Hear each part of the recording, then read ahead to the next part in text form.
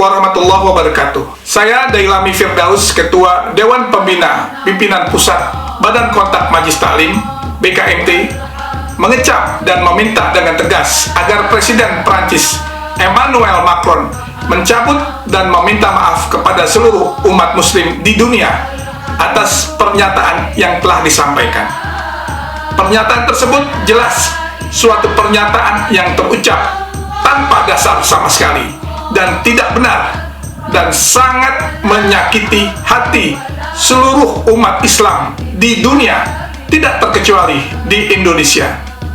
Saya Dailami Firdaus, Ketua Dewan Pembina Pimpinan Pusat Badan Kontak Majelis Taklim BKMT, menyerukan agar kita seluruh umat muslim di Indonesia umumnya dan seluruh anggota keluarga besar Badan Kontak Majelis Taklim dimanapun berada untuk mengikuti seruan Majelis Ulama Indonesia MUI untuk memboikot produk-produk dari negara Prancis.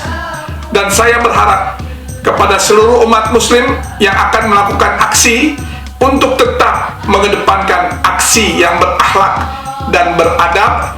Kita tunjukkan bahwa Islam bukan seperti apa yang difikirkan oleh mereka para pembenci Islam.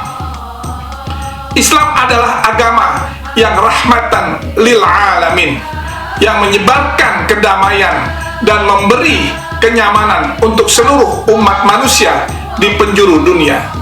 Saya sekali lagi meminta dengan tegas agar Presiden Prancis Emmanuel Macron segera menarik dan meminta maaf atas pernyataan penghinaan terhadap Nabi besar Muhammad SAW dan menstigmatisasi Islam dalam opini yang negatif, yang jelas menjurus kepada suatu pernyataan kebencian yang dapat menimbulkan ketidakharmonisan di dunia.